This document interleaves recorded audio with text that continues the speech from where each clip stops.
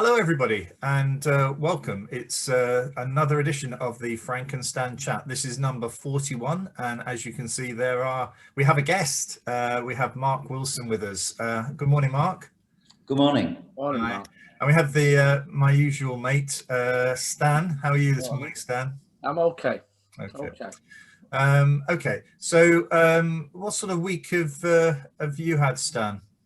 Well, not a good week really. In that a former friend, former colleague, great person to be with, has sadly died this week. I think she was only diagnosed the week before with pancreatic cancer. Wow. And according to her family, deaths come mercifully quickly. But it shakes you a little bit when it's somebody who's younger than you, who was full of life, who was and I mean, it shows. We formed a little WhatsApp group to send messages, but towards the end she was too ill to even pick up the messages. Right. But the number of people who suddenly came into that WhatsApp group, people whose life she's touched. So yeah, that's thrown me a little bit. But I can hear Alison now saying, "Oh, shut up and get on with it." So I'll do what Alison would say. Well, it's interesting because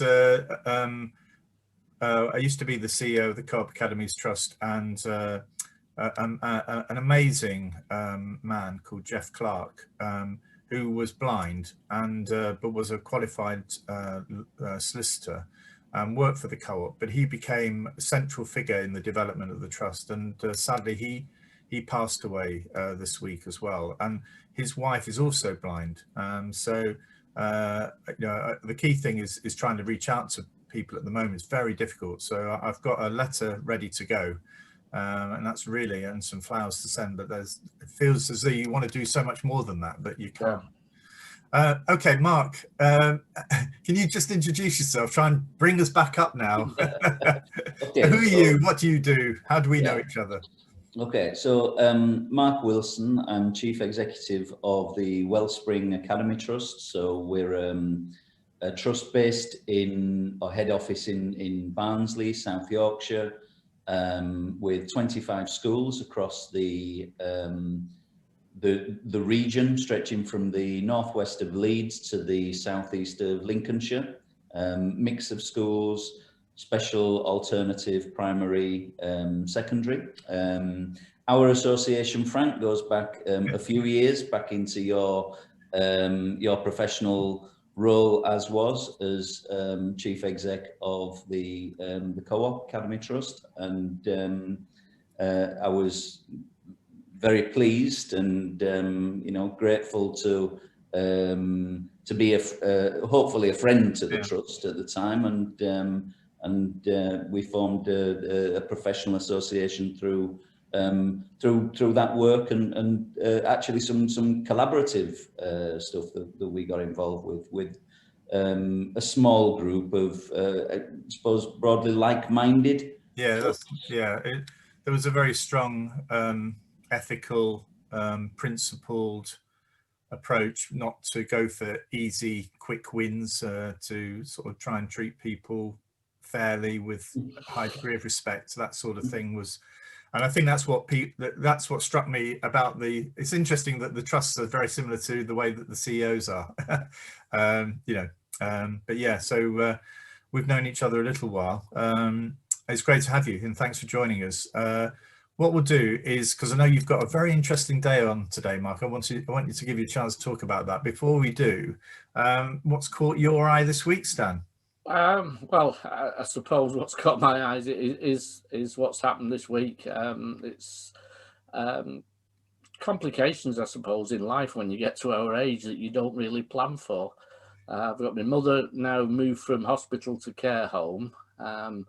We've got hearing about Alison and her sad death, and it just feels as though nobody told me about all these things when you got to retirement age. It's kept a secret.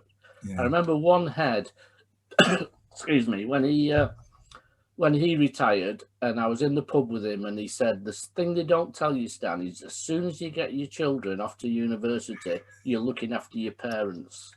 There's a golden age of about a year. Well, should I go to you, Mark? What's caught your eye this week? A couple of professional things, I'd say. One, Kevin Collins, who's heading the catch-up program. I was very pleased to hear that Kevin has said that key component of catch-up is good teaching, quality first teaching. That sounded like a very sensible statement to me. So I have let's say hopes and my fingers crossed. It doesn't catch the headlines though, does it? It doesn't. And then people say, oh, but isn't that what it's always all meant to be? You know, so there are some sort of pitfalls in this sort of language, isn't there? But I think you're right there, Mark. There are indeed, but it was a nice voice of reason, let's say, that gave me some assurance. The other thing that's caught my eye this week is another professional matter, the Foundation for Education Development. Yes.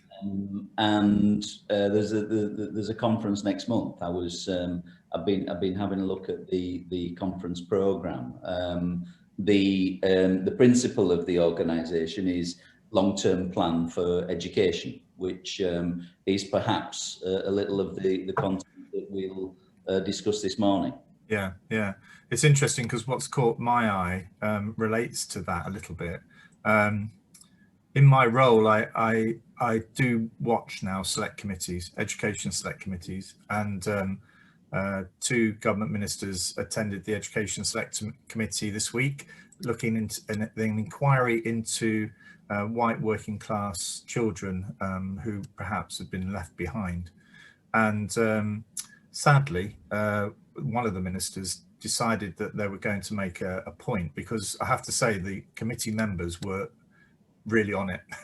They really were on it. And there was a sort of like, it was the first time I think I'd heard a government minister for years talk about poverty and admit that poverty was a factor in academic, in educational achievement, and not a bit of an obstacle. I think it's fair to say that, to describe it in that way, but not it doesn't prohibit progress and for overcoming these things. But sadly, when pressed, he referred to EBAC measures in Blackpool, of which I'm the independent chair of the Blackpool Education Improvement Board, and tried to make comparisons between Blackpool and Newham, where Newham has got somewhere in the region of the mid-60s doing EBAC, and Blackpool is somewhere, I think he quoted, sort of mid-20s.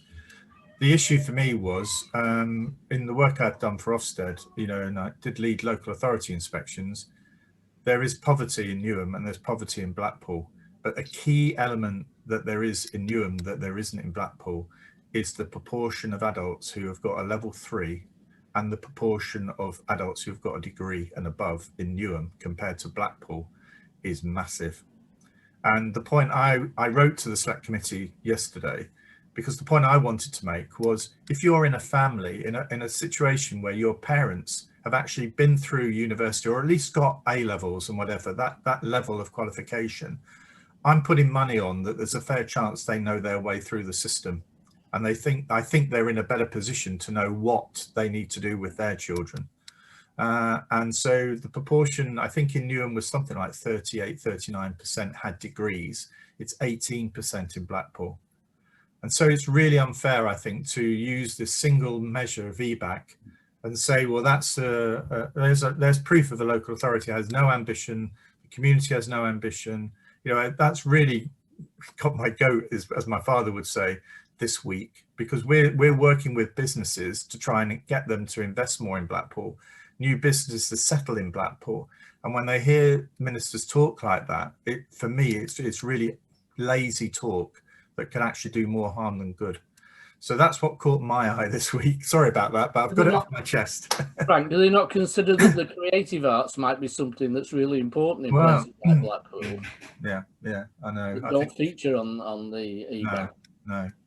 So I think you're right. Can I just going to stop it for a minute?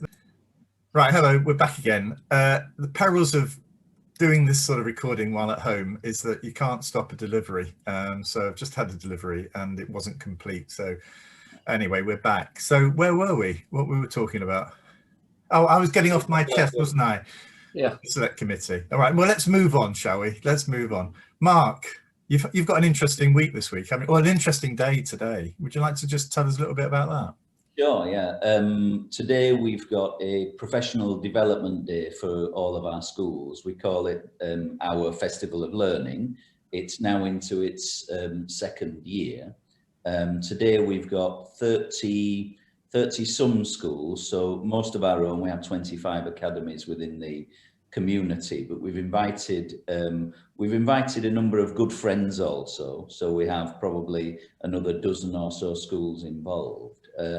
We have 130 online workshops being led today by experts from across our community, and in all there are some 5,000 professional development sessions that people will be involved in during the day. So a real articulation of you know, this potential that we have with this technology and how it can be harnessed.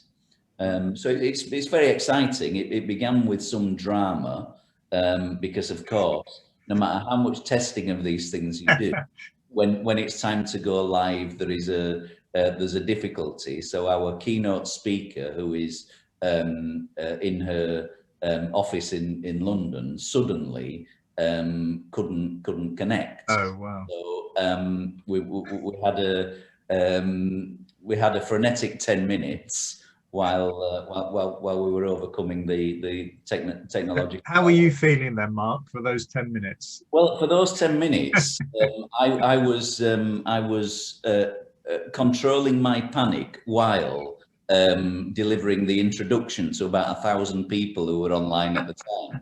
So with a cat filter on, presumably. I'm doing this thing while hearing from, you know, through my left ear all sorts of panic going on. No idea how long I need to speak, you know, keep speaking for. So it's just one of those moments where you have to swim serenely surface, Frank, while underneath that's happening. You could do with one of those continuity announcers they have on the television, don't they? When the signal goes down or some screen comes up to say, we're working on this, we'll be back with you shortly. Absolutely. I think the cat filter's the one to go for. Just turn yourself into a cat like that solicitor did. It doesn't matter what you say for 10 minutes. I should have been speaking to you earlier, Stan. Mark, what's it been like being the CEO during, well, what is now nearly a year? Yeah, what's it been like personally for you? It's been an interesting period. The vast majority of time I've spent working from home because it's just not been to anybody's advantage that, you know, we're out in schools or in the head office here. So that has been bizarre because, you know, I've never been at home in my entire working life. So that process in itself, Frank, I think it's a microcosm really for the experience of being the chief executive. You'll know yourself. Yeah. It's just, the role is one of constant adaptivity. You know, as we've gone from being small organisations to larger and larger still, our journey has been from you know, one small primary school to currently a community of 25. You know, that's an enormous journey, an enormous adaptation. The working from home took me a little bit of getting used to, and so today's attire actually attests to some of it, because what I had to go through was a process of actually finding a uniform, you know, for a home working uniform and a way of being, because I tried that kind of you know, more informal thing, but that's not quite me. And I tried the shirt and tie, but I'm sat in my own kitchen, and so, you know, that felt. I must tell you the story because I'm going to forget it if I don't. But I remember when I was an HMI and David Bell became the chief inspector, and we were all down in Brighton in a big hotel in Brighton, and David walked in for his first meeting. There were about, I think, must have been about 60 of us there in this room, and obviously before that we'd had very, very stuffy chief inspectors, and David walked in I remember it, a blue t-shirt with no collar or anything, with some sort of slogan on, and jeans, and there was an audible gasp. You know, it really was one of those, my God, you know, if ever you were going to make a statement that this was going to be different to what had gone before, this was it. But it also reminds me very much of working in the co-op in Angel Square, where Steve Morell's the CEO of the co-op. I've never seen Steve in a shirt and tie, never. And actually there was something here that my time in the co-op made me think about, well, perhaps there is a lot of over power dressing, expectations around, rather than what you're saying, it's how you look, you know. And I bring myself back a little bit when I see the current Prime Minister, his hair all over the show, and I'm thinking, no, bring yourself back. It's the person inside that shell, you know, that's really important, rather than how that person looks. Yeah, I think, frankly, just to link with working from home, when I first had to work from home for various, I think it was when we worked for Ofsted, I found it really difficult to get into work mode. And I actually reverted to dressing for work. For myself. We didn't have video links or anything. It was just to say to me, you're at work. So I was relating this to a head teacher conference, probably about 90 heads in the room, when I was working with Mark Borden. And I said, you know, to get into work mode, that's what I do. It's important you feel right for the work. And Mark, without thinking, just said, yeah, and in the rest of the day, he just stays in his Spider-Man pajamas. And suddenly the image of me for these 90 odd heads. Have you still got those pajamas, Stan? Because I think that would be decent for next week. No, but the secret is you don't have to wear anything below here, do you? You have to remember about Zoom. But it's a mindset thing. It is. And, you know, and certainly in that early phase of working from home, I had to cast around a little bit to find that zone, to find that mindset that you know, this is the working time. It's discreet, because actually I've worked at my kitchen table. And so, you know, at the end of a work day, I'm sat at my kitchen table, and, you know, it's mealtime, or, you know, whatever. that switch over itself is incredibly hard, you know, to come back out of work. So, you know, I change uniform at that point, and that's my mental, you know, switch. And that really has been the key for me, finding the you know, the clothes and almost the sounds and the smells that enable you know, my working. But what about leading colleagues from afar in this way? I mean, you're very much I know you're very much engaged with your academies. You know, you've got a presence in them.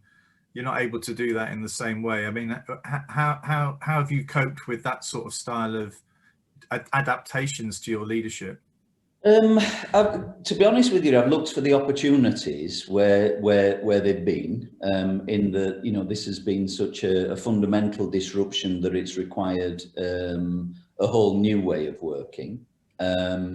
So one of the things that I began at the start of the lockdown was a weekly letter to all staff, which is something that I'd held back from previously, because we, I suppose, weren't conceived in that way as an organisation. We you know, we try to work through our schools, school leadership, governing bodies, rather than it being a top-down approach. Yeah. So my voice was very much a voice in the background, and the trust was about underpinning assurance and effectiveness, and you know, letting a thousand flowers bloom, as it were. In lockdown, I felt that the voice from the top was an important one suddenly for everybody, because the world was so uncertain and you know, so difficult to understand, really, because all of the road markings have disappeared. Yeah. So, Interesting that David Bell, this is not a love story with David Bell here, but he started another major change he introduced was a weekly email, a personal email to the staff, and he would refer to the, you know, if it had a tough week, he would be very clear, I've had a very tough week and I've been grateful for whatever it was, somebody reaching out to me. He'd also say, give you an indication if you went to the cinema, he'd tell you it wasn't a long thing, but he would drop in, was lucky to get away to see, you know, this film or whatever, really enjoyed it, it's worth going to see, which in a way encourages you to sort of think about, well, actually, I've got to make sure I've got the balance of my life and work right. It was very subtle, but I thought it was very encouraging, the way he did it. Yeah, I mean, I've tried to, you know, introduce a little bit of that in terms of personal, you know, element, but on the whole, you know, it's been about trying to establish the pathway for the next maybe 2-3 months, just so that people have some sense of you know, maybe structure, or that there are some people somewhere thinking about what tomorrow's going to look like. Yeah. We've said that here before, haven't we? That, Stan, if you can get your head up, this is a good time to start thinking about what life's going to be like afterwards. Well, I was also obviously reading about the 100-year plan, which chimes with something. I don't know if Frank even remembers. I did something with the co-op, I think, with the governors for you, where, and it's an analogy I've used lots of times about being a steward for a school in a period of time that you pass it on. And I didn't use the cathedral. I used a Greek olive grower. I had a conversation in a small village in Greece, and basically the guy was telling me that he plants his trees, he's planting new trees, but those are for his grandchildren to harvest, because that's how long it'll take for them to come into fruition. So there's an element of legacy there that I think chimes with your 100-year plan and my concept of you are a steward and you should pass your school on to the next steward in a better condition than you found it. And if you do that, I think you're doing your job. You know, just how much better it is depends on how good you are and what state it's in when you get it. But if it's better than it was when you picked it up, then you're doing something for that community. Agreed. So, Mark, have you had a chance to get your head up and think about what things are going to look like in the future? Yeah, a little bit. I'm talking to the school leaders about what I think September and post is likely to look like. We're seeing these new variants of the coronavirus. I'm saying that I think that is likely to see localized lockdowns in future as we're managing this thing and as vaccines catch up. That means that we need to be very agile and flexible in terms of our learning delivery models. The government have been very generous, actually, in terms of the number of access devices, laptops, so on, that we've got through that program. I've talked to all of the schools about investing their own resource or loaning from Trust central resource to enable one-to-one access, which is, you know, something that's been a long time in coming. But behind that, then there's the infrastructure to be able to support that. So, you know, the quality of the broadband, the quality of the wireless infrastructure, repair, you know, renewal, so on and so on and so on. So we're getting quite deep into the infrastructural elements of this, and I do think that you know, even if we're not having to be agile and flexible in terms of who's in school and who's working, you know, who's from home, i.e. we have everybody back in school, when we've got one-to-one devices, you have a critical mass there that forces a change in terms of how some aspects of the learning are you know, delivered, or how they work and interact. And you know, back to Stan's point earlier about creative arts, I mean, I'm an enormous believer in the creative potential and creative value of technologies, you know, communications technologies. You know, the things that young people can do with, you know, just a phone, never mind a tablet or a laptop. You know, there's some real potential there that we're beginning to explore, and things like the Festival of Learning today are enablers for that. So we've got, you know, a number of the presentations are around innovation in the use of technologies to support learning. The more of that we can do, then I think the more set we are. My kind of preferred method for professional development is this viral learning. And actually, you know, viral learning for adults is, you know, is also something that I think we use with our young people. Yeah. I think I was struck very much by the fact that digital CPD, digital development, if done right, can actually give flexibility to when it's delivered for individuals. So I remember somebody saying, oh, well, I told a head teacher saying, well, I tell all my staff they're not allowed to open an email after 8 o'clock at night, that sort of thing. And this one woman said, well, that stuffed me, because that's when my kids go to bed. And that's the only time when I've got. So I can't open any until the morning. And that's when I'm really frazzled. And it really struck me that everybody's situation is very, very different, and we need to offer as much flexibility as we possibly can. I'm going to move us on to word of the day, because believe it or not, we've had 25 minutes already, even if I discount my delivery period. So Stan, have you got you've come up with 2 German words or 3? Yeah, I'm back in our own language now. Oh, are you? Oh, thank goodness. Then we're not going to be struggling with the pronunciation of these. No, and I've already mentioned it. It's legacy.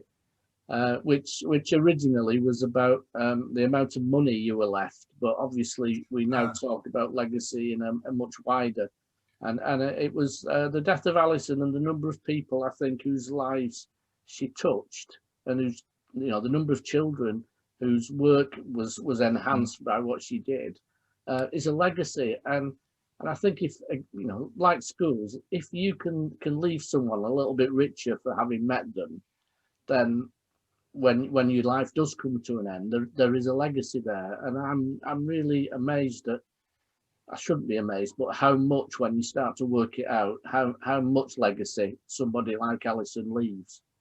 My mother, who was a devout Catholic, said that if you the legacy you leave is like the heaven you leave on earth. So yeah, I agree so much with that. Mark, what about you?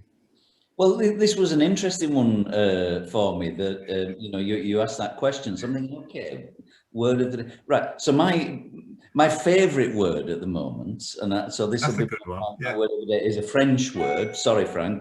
Blimey, we're French and German. Yes, Dan. Absolutely. It's like Brexit never happened. So my word is précédemment.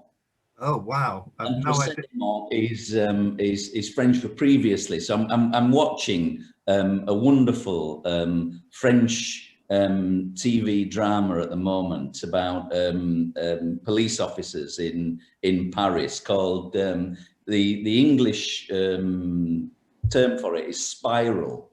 The name of it is Engrenage. Now, engrenage means gears or cogs, so it's not a literal, spiral is not a literal translation, but the thing that always begins, précédemment de engrenage, previously on engrenage. So a wonderful word, just trips. Yeah. And I think I'm starting to love all the origins of these words. The thing for me, my word this week, bearing in mind what's happening in America, and also we've often been talking about truth on these over the last 40 odd weeks. The origins of the word truth squad, and apparently I was sort of just reading something this week where it was about Harry Truman, and he would regularly say things and spin them to the point whereby they were not truthful, you know. And so a group of senators used to follow him round when, in those days, when he was standing on a box or somewhere in a hall, and simply shout out, you know, the truth squad are here, the truth squad are here, meaning that he needed to be careful about what he was saying because they were going to pick him up for it. Which in a way is a thing, I think, probably where the American press have tried to get to with regard to their former president, and what is now sort of, it'll be interesting to see what happens over the next few days as to what the outcome of that is. But anyway, we'll know next week, Stan, when we meet again for the anyway. Can I thank you, Mark, for your time this morning? I realise it's a busy day for you, and we're actually, Stan, do you notice we're on Spotify now? The podcast is on Spotify. Unbelievable. Yeah. You've overtaken me now, Frank, with your IT skills. And it was so easy to sort out. Anyway, so if you're watching this on YouTube, then that's great. But if you want, for some reason, want to go for a jog and you want to listen to us rambling on, you can get it now as a download on Spotify. So just, what if you can't sleep at night? Yeah, this will drive you there. So just search for Frank and Stan Chat and you'll find us. Anyway, gents, thank you for your time, and hopefully, all being well, we'll see everybody next week.